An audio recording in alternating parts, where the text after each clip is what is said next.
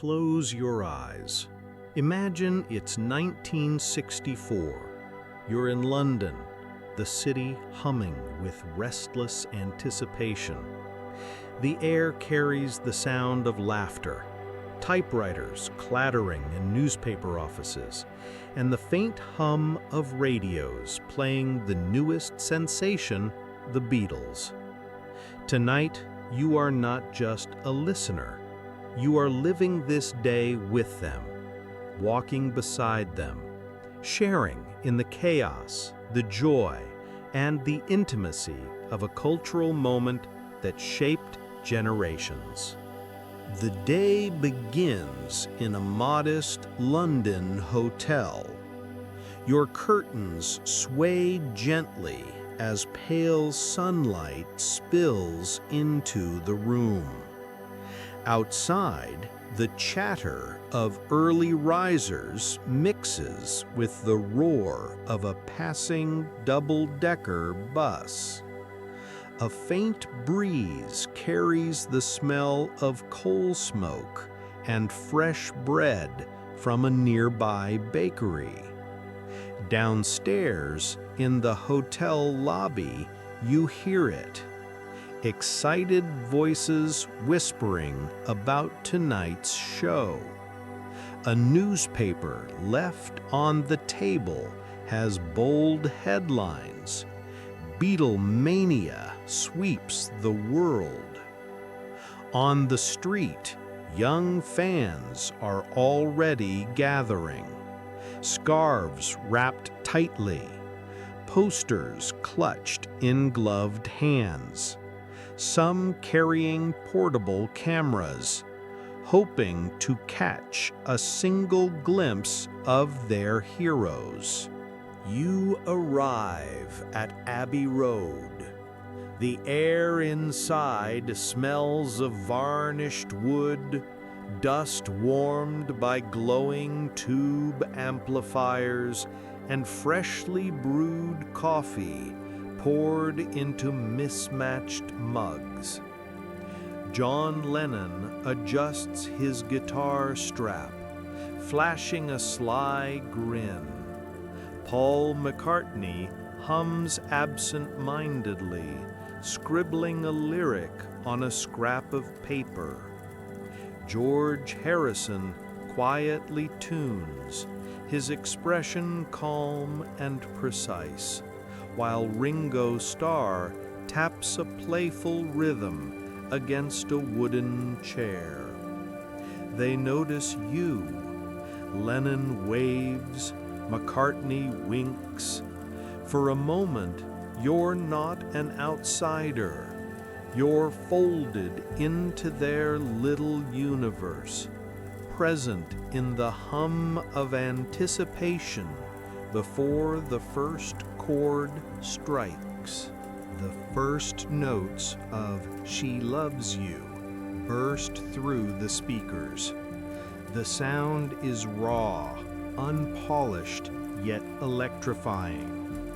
Every strum vibrates in your chest. Between takes, laughter fills the room. Lennon tells a cheeky joke. Paul tries to harmonize an exaggerated opera note. Ringo cackles so hard he nearly drops his sticks. A technician offers tea, its steam curling into the warm studio air.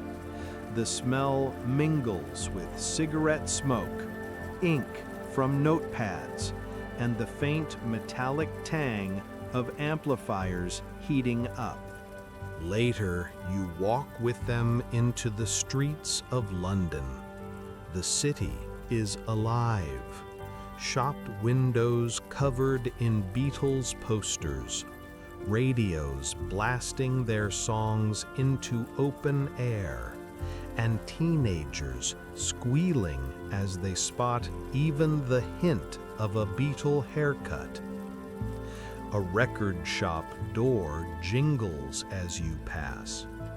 Inside, a small group huddles around the latest vinyl pressing, passing the sleeve reverently, as though it were a holy relic. You hear two schoolgirls whisper, "Can you imagine seeing them tonight? I'd faint, I swear I would." Their giggles trail after you as the Fab Four quicken their pace. By afternoon, a press conference begins.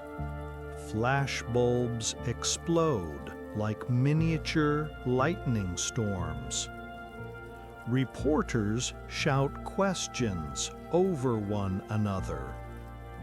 "John, do you see yourselves lasting?" "Paul, is it true you write songs in your sleep?" The Beatles answer with wit, their humor disarming the room. Ringo shrugs off a tricky question. Lennon cracks a sarcastic quip, and the journalists roar with laughter. You notice one young photographer lowering her camera, simply staring, overwhelmed by the moment. Evening arrives. The concert hall pulses with energy. Backstage, the air is thick with anticipation, perfume, hairspray, leather, and sweat. Fans' chants pound against the walls, a thunderous heartbeat echoing through the corridors. The floor trembles with the stomping of thousands of impatient feet.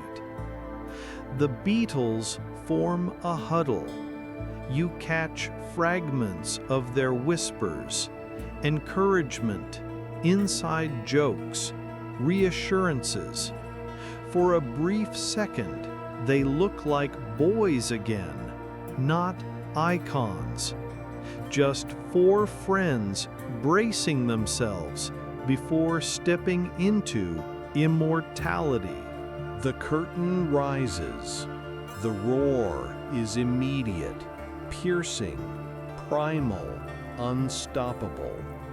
Ringo counts in with his sticks, and the wave of sound crashes over the crowd.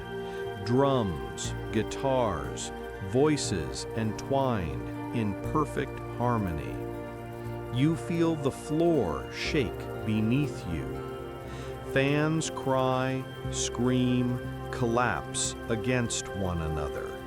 Some reach out desperately, their hands trembling, as though touching the air around the Beatles might preserve this instant forever. You notice one girl near the front. Tears stream down her cheeks, but her smile is radiant, pure, and unshakable. She clutches her friend's arm, whispering, "I'll remember this for the rest of my life." Later, as you drift through the crowd, you imagine snippets of conversation. A young boy, voice trembling. "My dad said rock and roll wouldn't last, but he was wrong. Tonight proved it." A mother clutching her daughter's hand. "They remind me of Sinatra in my day, but louder and maybe brighter." A young woman with a notebook. "I'm going to write about this one day. I don't care if no one reads it. I have to." Backstage again, the Beatles collapse into chairs, drenched in sweat, hair plastered to their foreheads. They laugh between gulps of water, their voices hoarse but gleeful. John mutters, Did you hear that girl in the front? She nearly climbed on stage. They all chuckle.